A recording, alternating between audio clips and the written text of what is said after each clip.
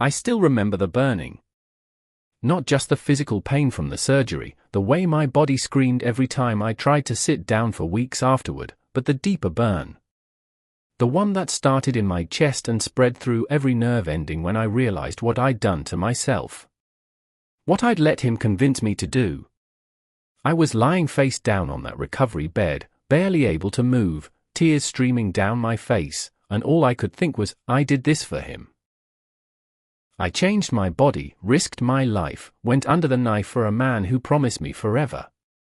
And I had no idea, absolutely no idea, what was waiting for me just 3 weeks later on what was supposed to be the happiest day of my life. What happened years later still doesn't feel real. Even now, when I close my eyes, I can see it all playing out like a movie I've watched 1,000 times but still can't believe I lived through. But I'm getting ahead of myself. Let me take you back to where it started, back when I still believed in fairy tales and thought love meant sacrifice. Marcus came into my life like a summer storm, unexpected and overwhelming. I met him at a friend's barbecue on a Saturday afternoon in July. I wasn't even supposed to be there. I'd been working double shifts at the hospital where I was a nurse, exhausted down to my bones, but my best friend Sarah practically dragged me out of my apartment. "You need to live a little," she'd said. "You're 28 years old and you act like you're 60. So I went. And there he was. 6'2", with these dark eyes that seemed to look right through me, a smile that made my stomach flip, and this confidence that just radiated off him like heat. He worked in finance, drove a BMW, wore watches that cost more than my monthly rent. He was everything I'd never had and didn't know I wanted. We talked for hours that day. He made me laugh in a way I hadn't laughed in years. He listened when I talked about my work, about the patients I cared for, about my dreams of maybe going back to school someday to become a nurse practitioner. He seemed genuinely interested. He seemed genuinely interested in me. When he asked for my number, I felt like I'd won something. This successful, gorgeous man wanted to know me. Me. The girl who wore scrubs more often than real clothes, who had student loans up to her eyeballs, who hadn't been on a real date in over a year. Our first date was magical. He took me to this upscale restaurant downtown, the kind of place with cloth napkins and waiters who describe every dish like it's a work of art. I felt out of place at first, but Marcus made me feel like I belonged. He ordered wine, good wine, and we talked until the restaurant was closing. He told me about his childhood, growing up in a single-parent home, watching his mother struggle. He told me he'd worked his way through college, that he'd built everything he had from nothing. I respected that. I admired it. I fell for it. The first 6 months were like a dream. He'd surprise me with flowers at work. He'd text me good morning every single day. He introduced me to his friends, took me to gallery openings and charity events where everyone seemed to know him. I felt like I was living someone else's life, a better life than the one I'd imagined for myself. And when he told me he loved me for the first time, on a beach in the Bahamas where he'd surprised me with a weekend getaway, I cried. I actually cried because I couldn't believe someone like him could love someone like me. After a year together, things got more serious. He started talking about marriage, about our future, about the life we'd build together. He talked about the house we'd buy, the kids we'd have, the way we'd travel the world together. He painted this picture that was so vivid, so real, I could almost touch it. But then the comments started. Small at first. Little things I barely noticed. You know, if you worked out more, you'd feel so much better about yourself. Or, have you thought about trying that new diet? Some of the women at my office swear by it. I brushed them off at first. I told myself he was just trying to help, that he wanted me to be healthy. But the comments got more specific. More pointed. He started talking about my body in ways that made me uncomfortable. About how I'd look better if I had more curves in certain places. About how the women in his office, the wives of his colleagues, they all took care of themselves, they all invested in looking their best. He never said it outright, not at first, but the message was clear: I wasn't good enough as I was. I needed to change. I needed to be better. For him. For us.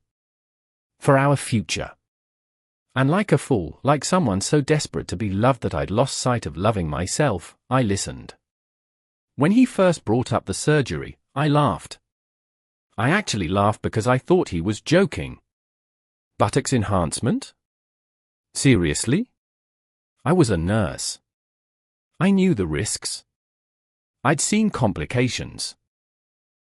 I'd read the statistics about surgeries gone wrong, about infections and embolisms and all the things that could happen when you let someone cut into your body for vanity.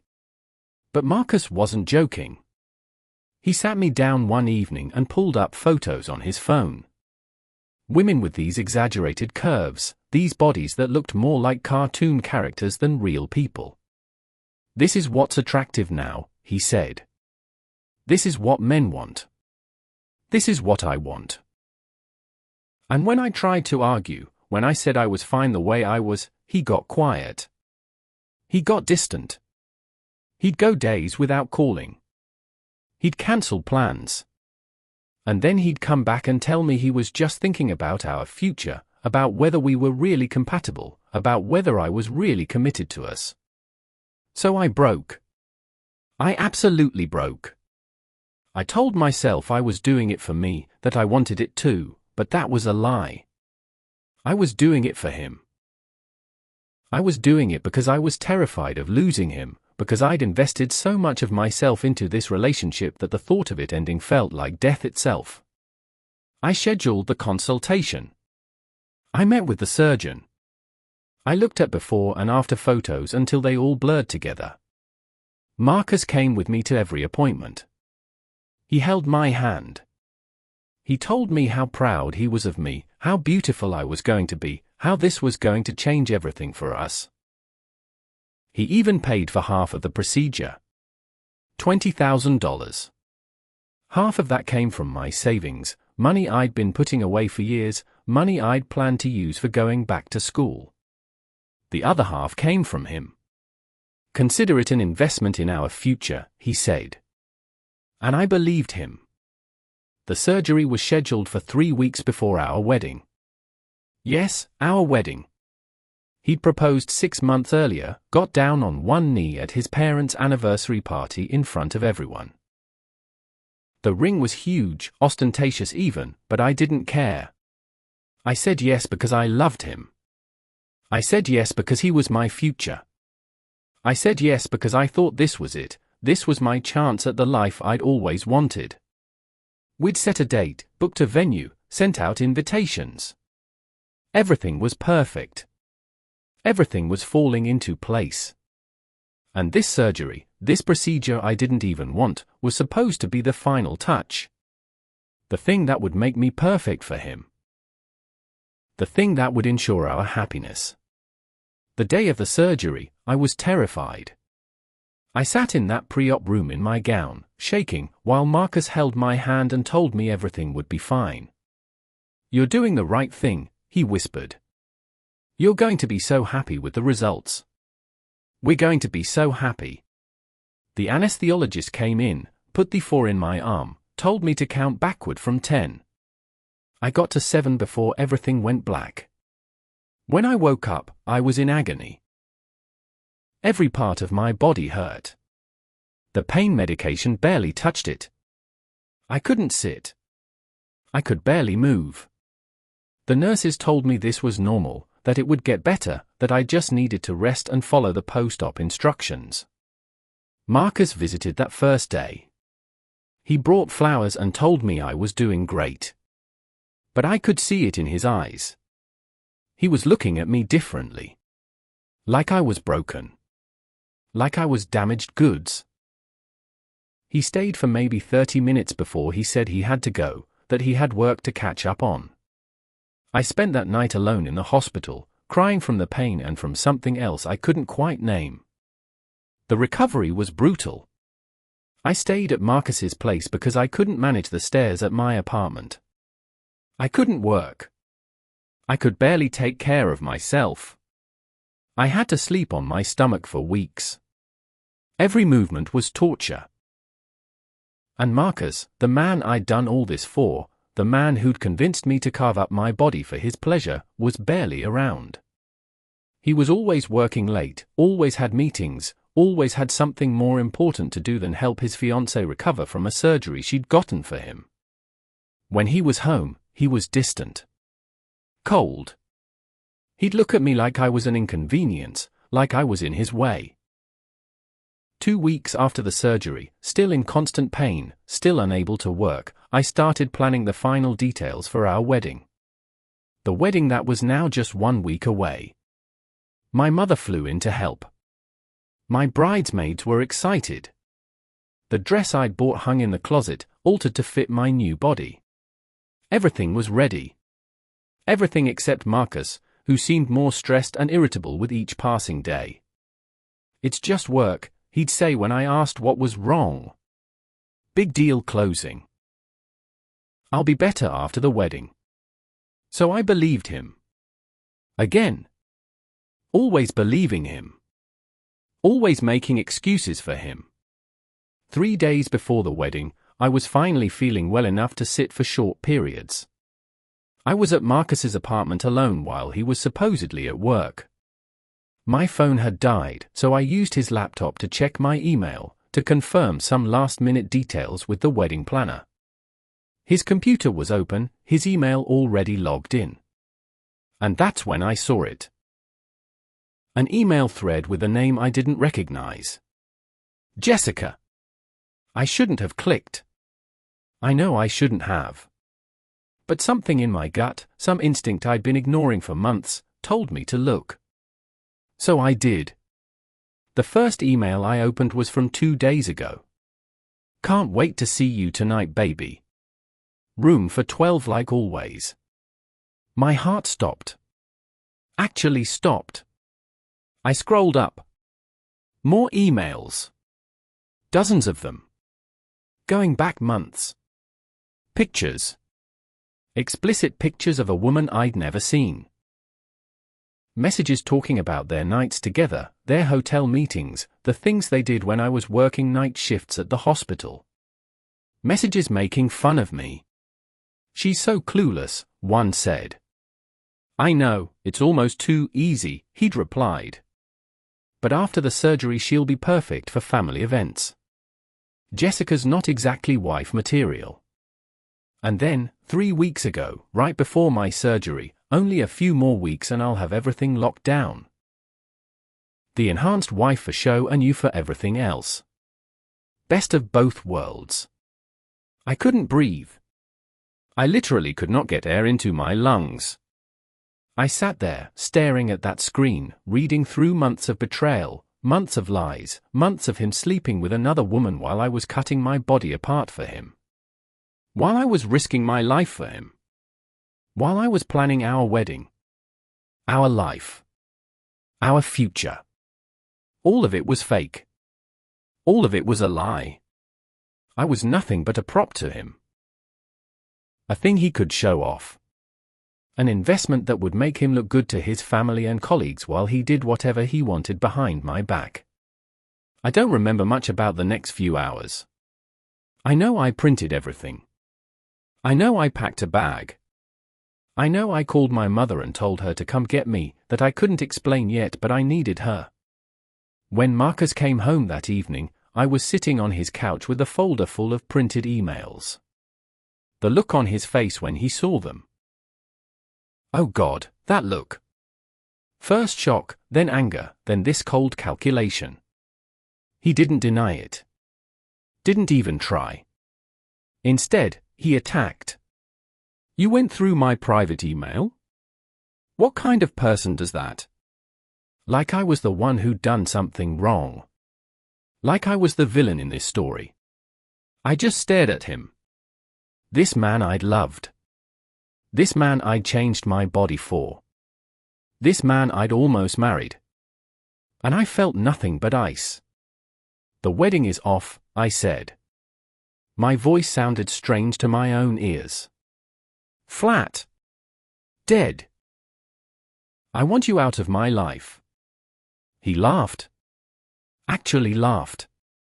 You think you can just walk away? You signed a prenup, remember? You get nothing. And good luck finding someone else who'll want you now. You did all this, he gestured at my body, for nothing. I wanted to hurt him. I wanted to scream and throw things and make him feel even a fraction of the pain that was tearing me apart from the inside. But I didn't. I just picked up my bag and walked out. My mother was waiting downstairs. I got in her car and I didn't look back. The next 72 hours were a nightmare.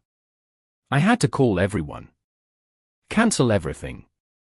The venue, the caterers, the photographer, the florist. Everyone.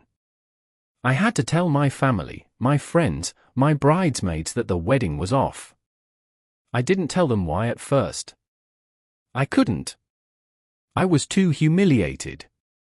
Too broken. My mother finally dragged it out of me on the second day, and when I showed her the emails, when I told her everything, she cried. My strong, stoic mother who never cried, sobbed like I'd never seen. Not because of what Marcus had done, but because of what I'd done to myself for him. The worst part was returning the gifts. Opening all those beautiful boxes, all those thoughtful presents from people who'd believed in us, who'd celebrated our love, and having to send them back with a note saying the wedding had been cancelled. Some people were kind. They sent supportive messages. But others, oh God, others wanted to know why. Wanted details. Wanted to gossip. And somehow, I don't know how, but the truth got out. Maybe Marcus told people his version. Maybe someone saw the emails. But within a week, everyone knew. Everyone knew that I'd had surgery to please my fiancé. Everyone knew he'd been cheating. Everyone knew I'd been played for a fool. The humiliation was suffocating. I couldn't go anywhere without feeling like people were staring at me, judging me, pitying me. My colleagues at the hospital treated me differently. Some were overly nice, walking on eggshells around me like I might shatter at any moment. Others avoided me altogether, like heartbreak was contagious. I threw myself into work because it was the only place I could escape my own thoughts. 12-hour shifts turned into 60-hour shifts. I volunteered for every holiday, every overnight, every shift no one else wanted. Sleep was impossible anyway. Every time I closed my eyes, I saw Marcus's face. I heard his words. You did all this for nothing. But work wasn't enough to save me. 3 months after the cancelled wedding, I had a complete breakdown. I was in the middle of a shift, caring for a patient, when suddenly I couldn't breathe. My chest tightened, my vision blurred, my hand started shaking so badly I dropped a syringe. Panic attack. My first but not my last. They sent me home. Told me to take time off. Suggested therapy. I was falling apart and everyone could see it. The therapy helped. Slowly. My therapist, Dr. Martinez, was patient with me. She let me cry. She let me rage. She let me process the betrayal, the manipulation, the way Marcus had systematically destroyed my self-worth and convinced me to literally cut apart my body for his approval. You were abused, she told me one session. I'd argued with her at first. Abuse was physical, wasn't it? But she explained emotional abuse, psychological manipulation, coercive control. Marcus had isolated me from my friends. He'd made me doubt myself. He'd convinced me I was worthless without him, that I needed to change everything about myself to deserve love. And I believed him. That was the hardest pill to swallow. Not that he'd done it, but that I'd let him. 6 months after the breakup, Marcus started calling. Not to apologize. Not to make amends. To get back together. Apparently things hadn't worked out with Jessica. Apparently he'd made a mistake. Apparently he missed me and wanted to try again. We were good together, he said on a voicemail. We can work through this. I deleted every message. Blocked his number. Blocked him on every social media platform. I wanted him erased from my existence. But erasing him from my life didn't erase the damage he'd done. I had to live in the body I'd altered for him. Every time I looked in the mirror, I saw his influence. I saw my own weakness. I saw the physical manifestation of how little I'd valued myself. Some days I hated what I saw. Other days I tried to reclaim it, to tell myself it was my body now, my choice to keep it or change it again. But the truth was, I felt disconnected from myself. Like I was living in someone else's skin. The financial devastation was almost as bad as the emotional destruction. The surgery had wiped out my savings. The cancelled wedding had cost thousands in non-refundable deposits. Marcus had refused to contribute to any of the cancellation costs, claiming it was my decision to end things so I should pay the price. I'd had to get a loan to cover it all. I was drowning in debt, working extra shifts just to stay afloat, and barely keeping my head above water. The life I'd planned, the future I'd imagined, was gone. And in its place was this hollow existence where I went through the motions but felt nothing. Dating was impossible. I tried, about a year after the breakup. Friends set me up. I downloaded apps. I went on awkward coffee dates and painful dinners where I couldn't relax, couldn't trust, couldn't let my guard down even for a second. Every man I met, I compared to Marcus. Every compliment felt like manipulation. Every nice gesture felt like a setup for some future betrayal. I was broken in ways I hadn't even fully understood yet. After 6 months of forcing myself to try, I gave up. It was easier to be alone. Safer. My friends tried to help, but I pushed them away. Sarah, who'd introduced me to Marcus in the first place, was eaten up with guilt. She'd apologize every time we talked. I should have seen it, she'd say. I should have warned you. But it wasn't her fault. It was mine. I was the one who'd ignored every red flag. I was the one who'd valued a man's approval over my own self-worth.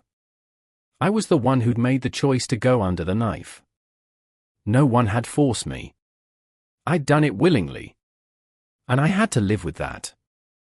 2 years passed in this fog.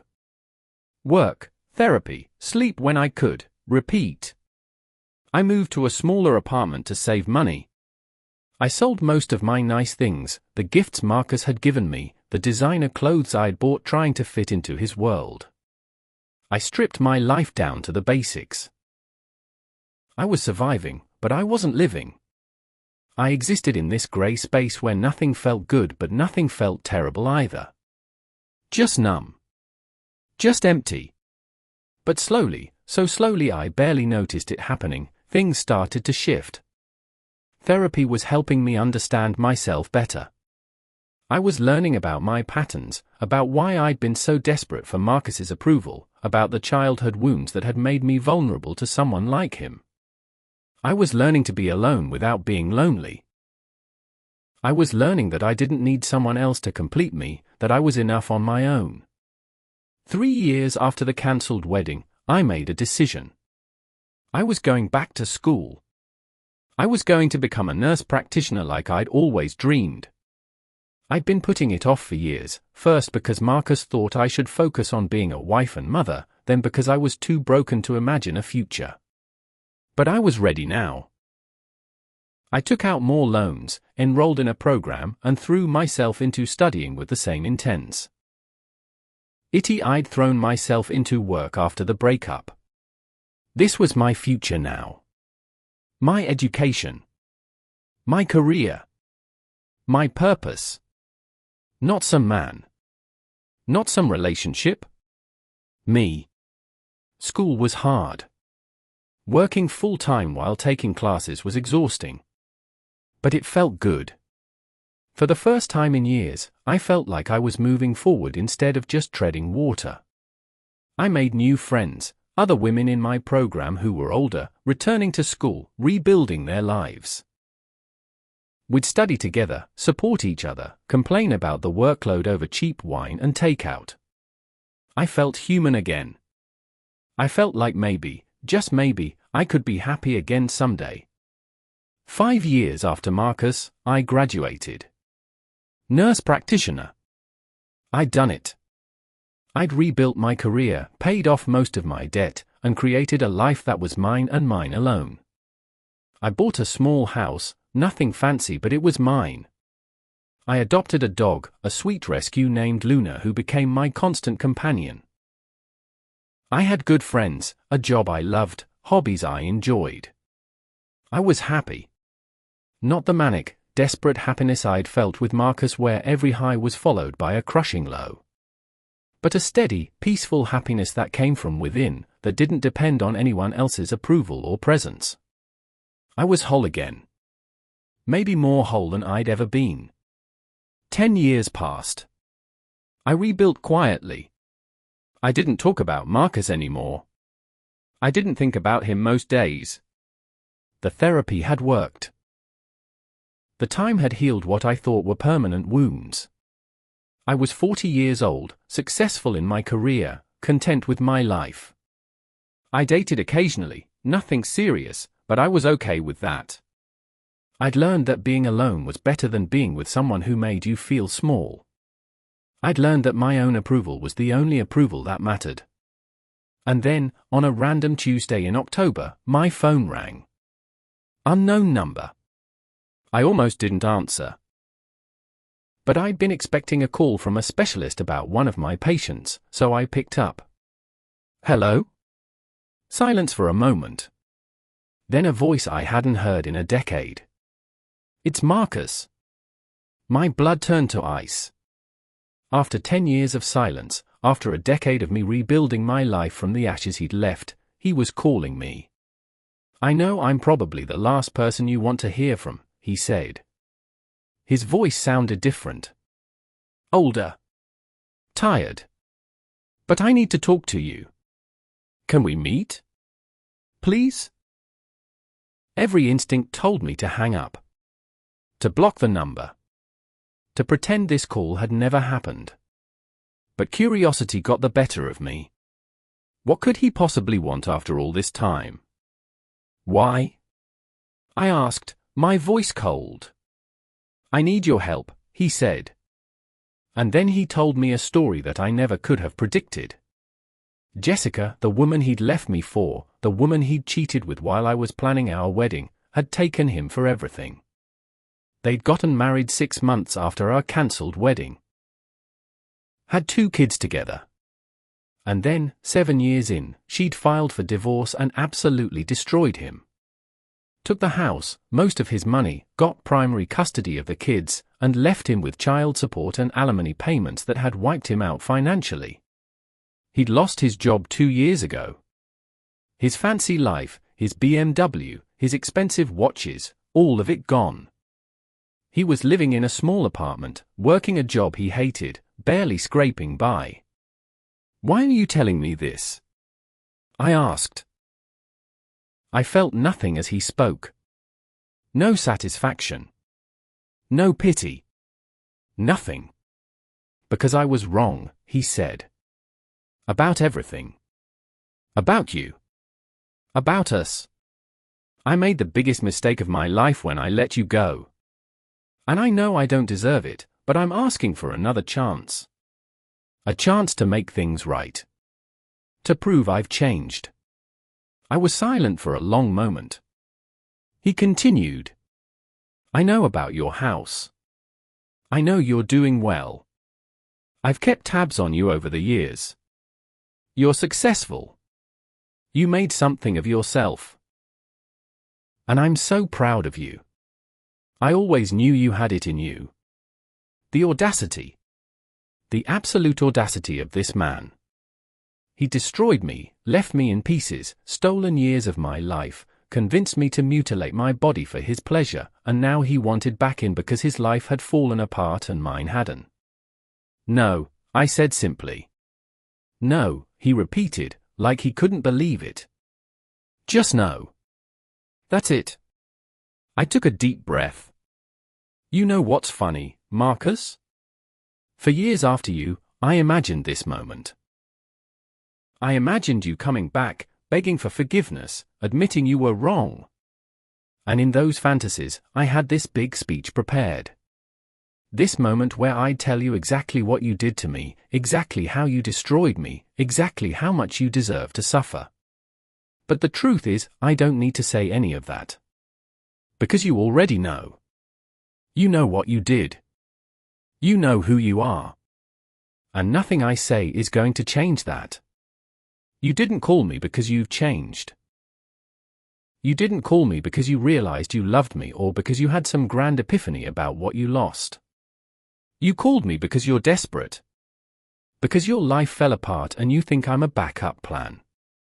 A consolation prize.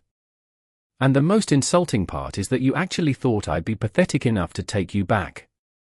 But here's what you don't understand, Marcus. You didn't break me. You hurt me. You damaged me. You stole years from me. But you didn't break me. I rebuilt myself. I became stronger than I ever was with you. I learned what I'm worth. And what I'm worth is so much more than you ever deserved or could appreciate. So no. I'm not going to meet you. I'm not going to help you. I'm not going to give you another chance. Because you already had your chance with me. You had the best of me. And you threw it away for temporary pleasure and ego validation. That's on you. Not me. I've moved on, Marcus. I've built a beautiful life that you have no place in. And the fact that your life fell apart while mine got better? That's not karma. That's not revenge. That's just the natural consequence of the kind of person you are. You use people.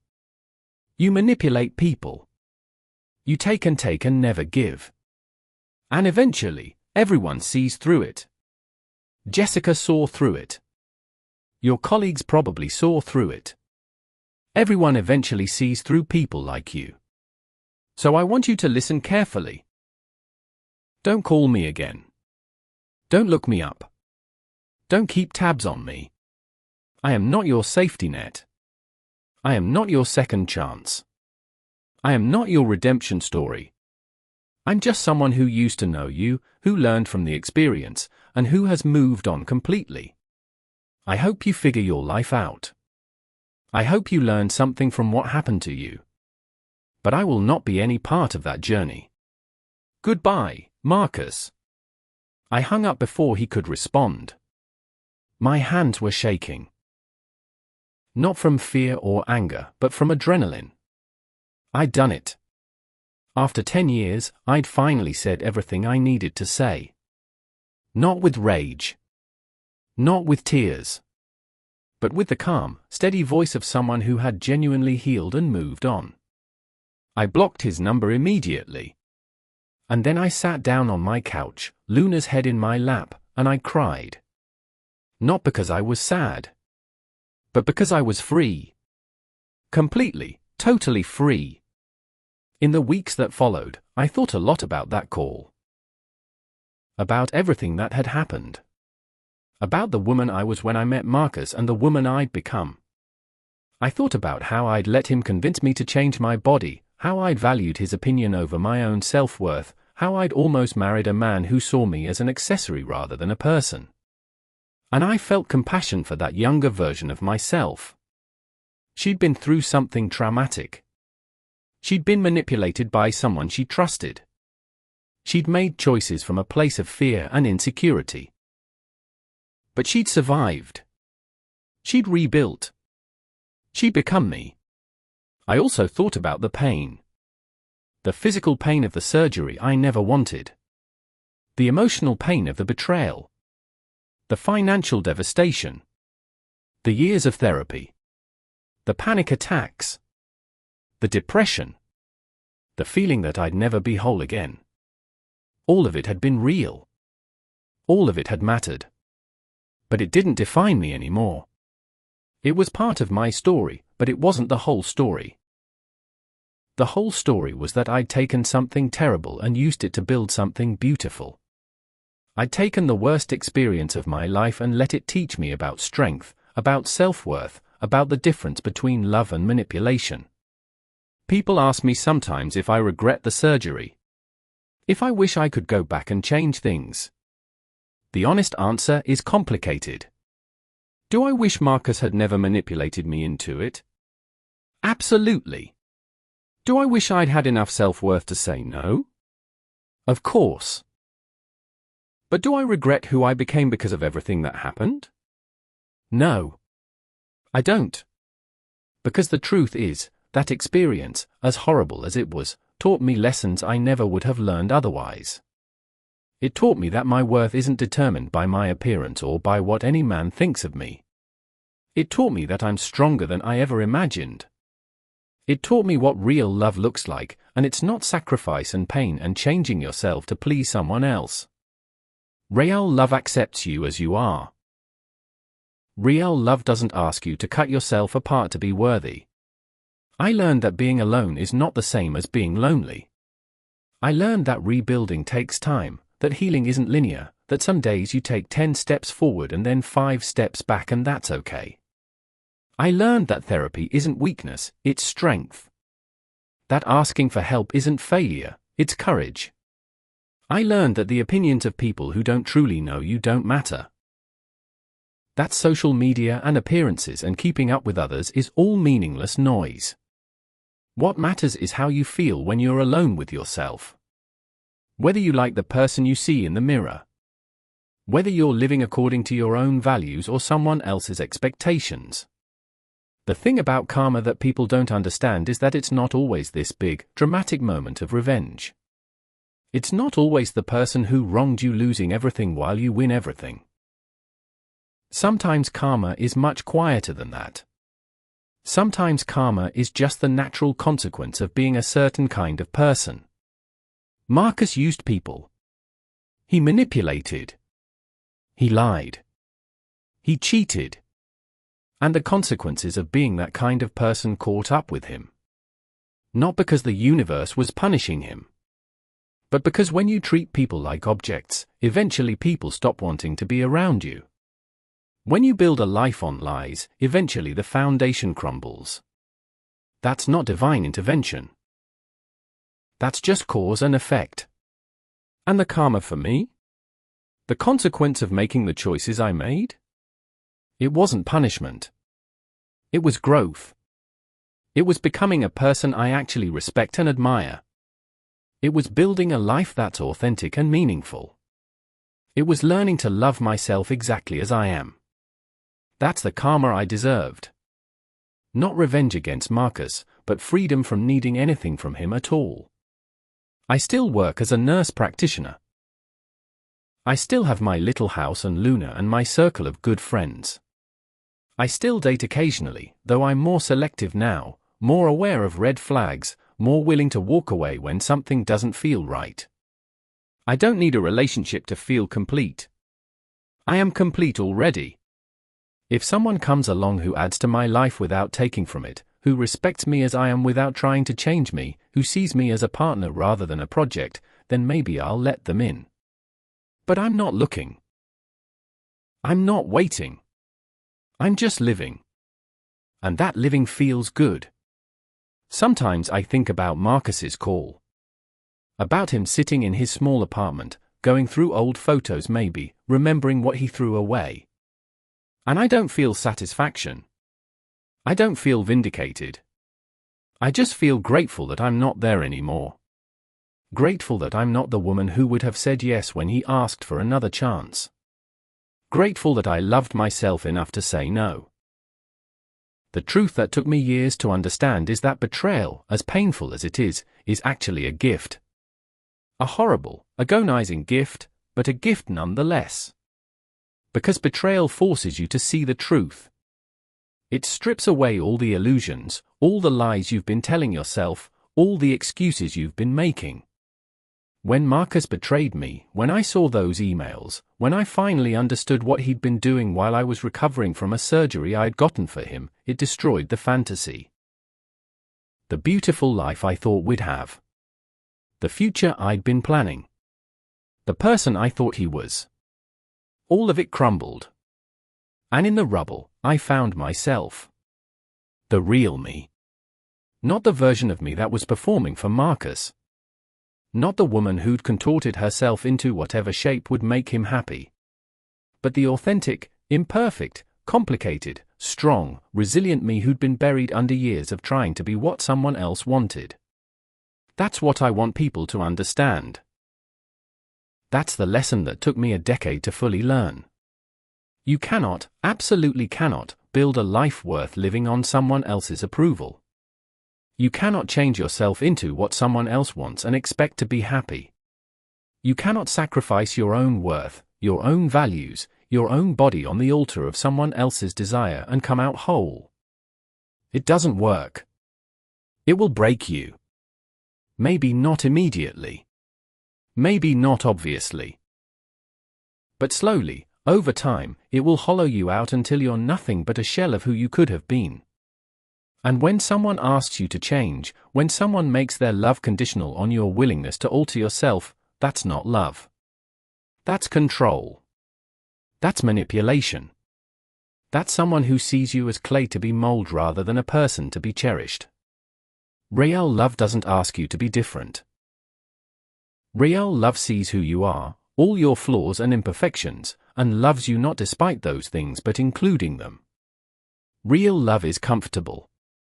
Safe. It doesn't make you question your worth. It doesn't keep you up at night wondering if you're good enough. Real love is the voice that says, you are enough.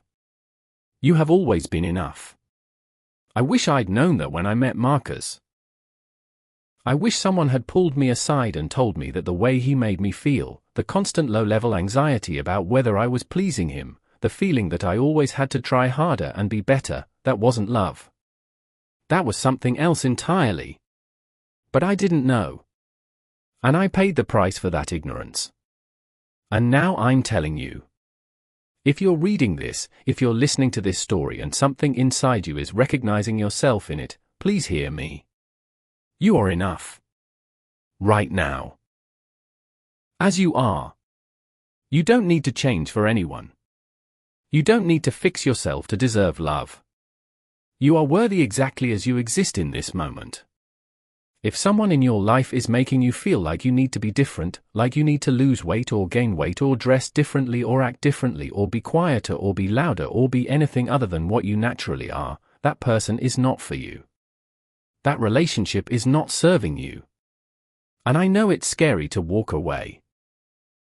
I know it feels like you're giving up on love, like maybe they're right and you do need to change. Like maybe you won't find anyone else who will want you. But I promise you, I absolutely promise you, being alone and whole is infinitely better than being with someone and broken. 10 years. That's how long it took me to fully heal.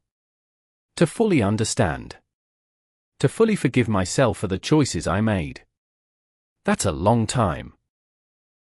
A decade of my life spent recovering from a relationship that lasted less than 2 years. But that's how deep the damage went. That's how much work it took to rebuild. And I'm telling you this not to discourage you, but to give you permission to take whatever time you need. Healing isn't a race. It's not something you can rush or force. It happens at its own pace.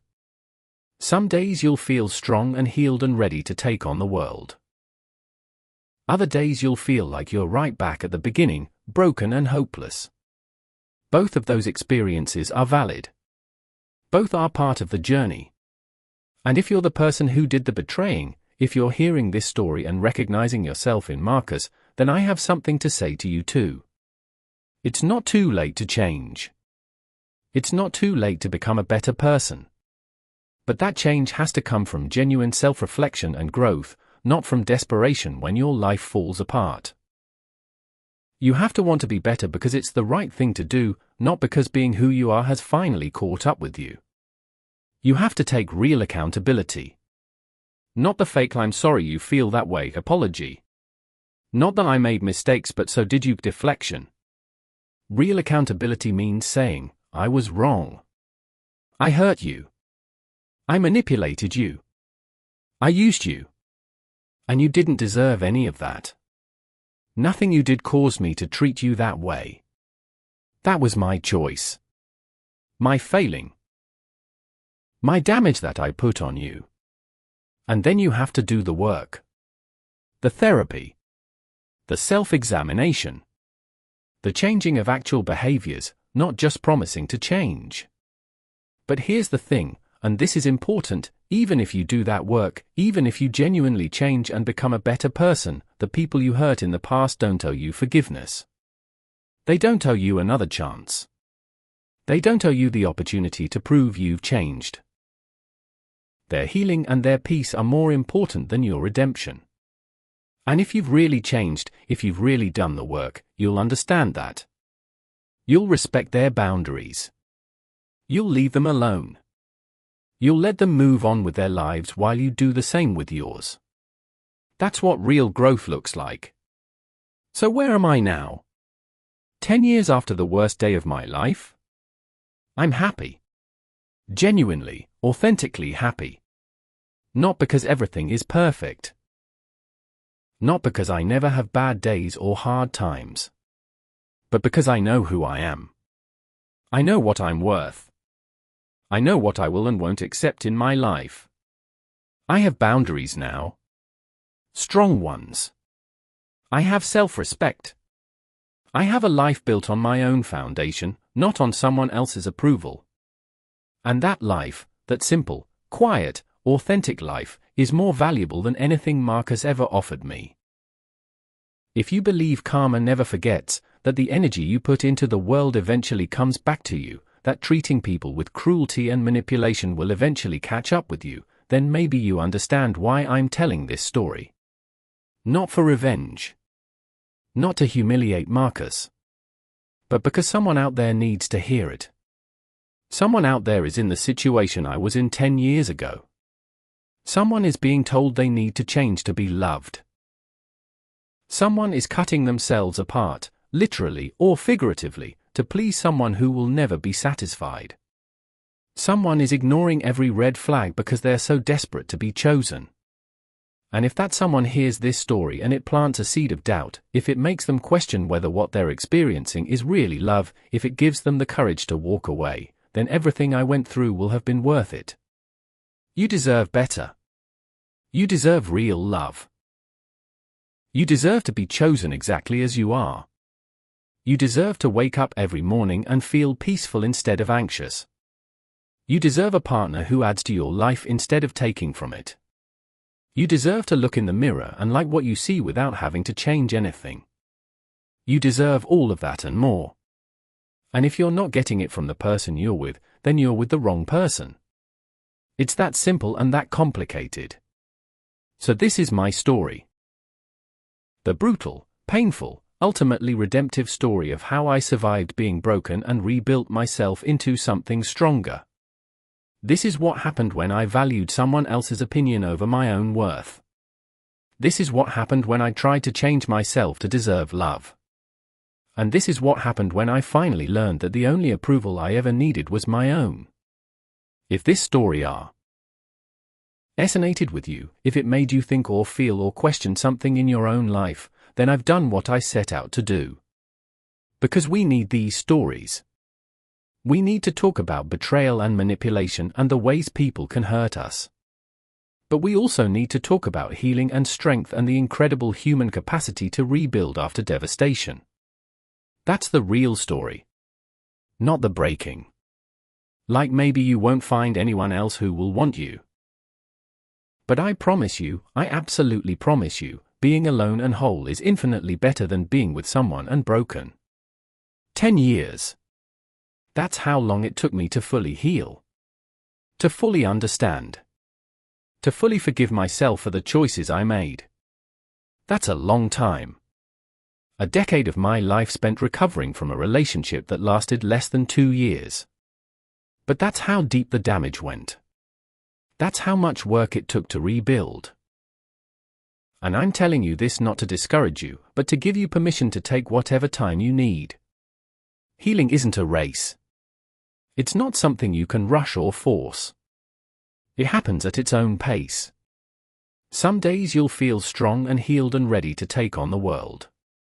Other days you'll feel like you're right back at the beginning, broken and hopeless. Both of those experiences are valid. Both are part of the journey.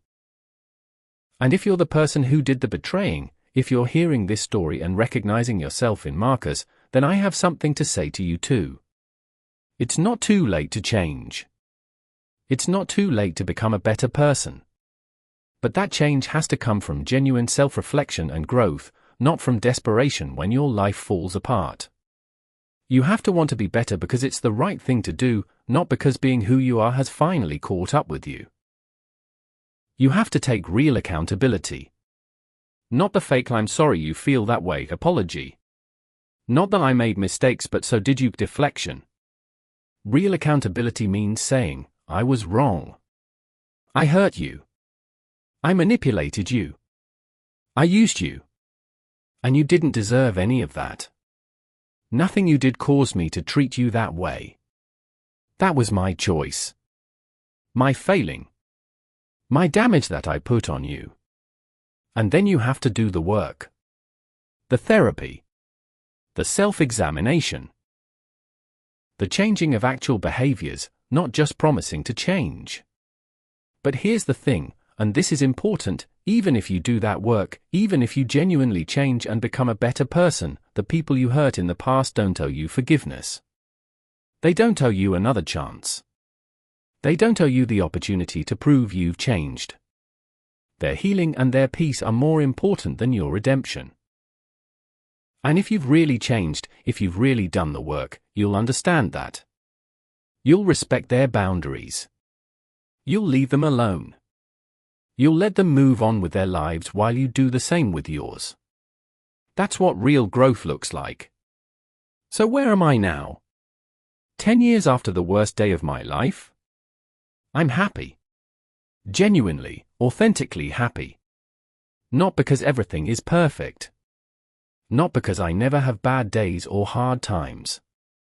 But because I know who I am. I know what I'm worth. I know what I will and won't accept in my life. I have boundaries now. Strong ones. I have self-respect.